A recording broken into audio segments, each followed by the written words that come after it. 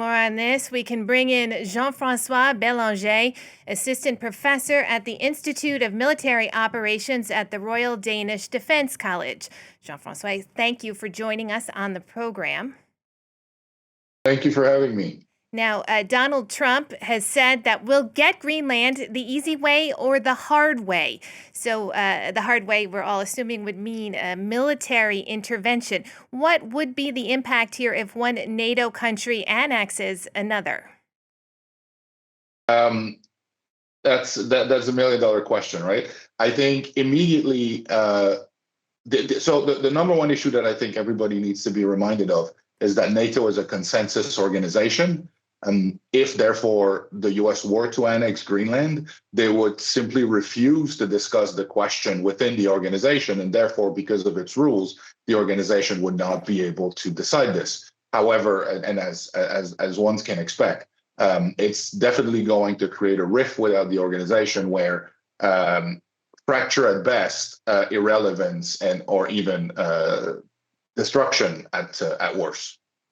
Now, one of the reasons that Trump said that he needs Greenland is for national security. He's brought up the specter of China, also of Russia, and we're in the midst of this trying to get a peace deal with Ukraine and Russia. What is President Putin sitting there watching all of this? Because he's not a fan of NATO, and if this does indeed splinter NATO, isn't that one of the things, an outcome maybe he's hoping for? Oh, absolutely. It's playing straight into the Russians' hand at the moment. It's fracturing the alliance at the time where it needs to show a unitary face. We're already seeing expectation of renewed Russian operations in Ukraine, like a ramping up of, which, yes, it's the winter, so it's proper time to do this and put maximum hurt on the Ukrainian. But it also comes suspiciously following all of the activity around Greenland, and many of the alliance members at the moment looking elsewhere with the current crisis. Now, in the recent days, we've seen that a number of EU countries have sent troops to Greenland to take part in exercises there. Germany, Sweden, France sending troops. Do you think this show of support will have any impact?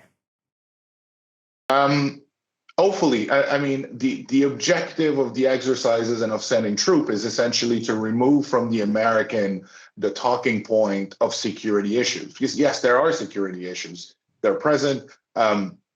We can think, for example, and the corollary that the Americans are looking at a lot is what happened in the Aleutian Sea in 2024, where nuclear bombers from Russia and China in a joint exercise came close to Alaska. And it's something that we're seeing a possibility in Greenland, and especially we're also interested in putting Golden Dome interceptors, for example, in the island. So to your question, hopefully it's going to have an impact in showing that the alliance and NATO members are taking the security of the country, of the territory seriously, and at the same time, American security. Whether the Americans are going to see this in that light, at least from the comments that we're seeing at the moment, remains to be seen. But of course, it makes complete sense on the European side to try to put this show of resolve. Now, besides this current show of force, what other options does Europe have here? I mean, they're trying diplomacy.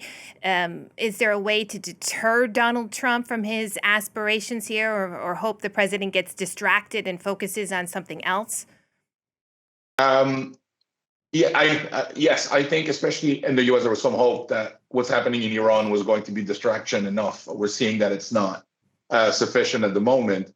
To your question, yes. So when we talk about deterrence and deterring, the threats that are the most effective are also the threat that hurt your own self, right? And we're seeing it starting to be discussed a little bit, would be the possibility to threaten to remove basing rights to the United States. For example, the base in Ramstein, which is the setup base for any power projection in the Middle East, for example, and in Africa. And it would undoubtedly hurt Europe to do that. But by the fact that it might hurt Europe, it also signals incredible resolve to unite the Americans, and it might be the proper way to go. Now, the problem is that Europe is being, for good reason, is being reluctant to push on that point. We'll see in coming weeks if the Americans ramp up their rhetoric. It may become then more overt on the European side. But from where I'm standing, that's probably one of the big leverage that we have at the moment. And Donald Trump also had brought up this Iron Dome, said he needs to install it in Greenland. But Americans do have a base on the island. I mean, is it an option possibly increasing military personnel and negotiating a deal to install it instead of the necessity of acquiring it? But this is a fantastic question because it cuts to the heart of the issue. Given the agreements that Denmark already has with the United States, it's something that they could easily do. We've thought for a long time that the nuclear line was it, but I think we forget in the 60s, there was a B-52 that crashed in the area, which basically told the world that the American at the time had nuclear basing right in Greenland. And given how steadfast the Danes have been as an ally to the Americans, if the Americans came in and said, hey, we would like to put missile interceptors on Greenland, it would have been a discussion, but I have no doubt that it would have been a discussion that would have been successful for the American. So therefore, it cuts at the heart of the issue where it seems that control, at least on the American side, is more important than whatever security deals that they get. And this sends us back to the national security strategy where they're essentially claiming the Western hemispheres as their own. Jean-François, thank you so much for sharing your expertise with us. That's Jean-François Bélanger, Assistant Professor at the Institute of Military Operations at the Royal Danish Defence College.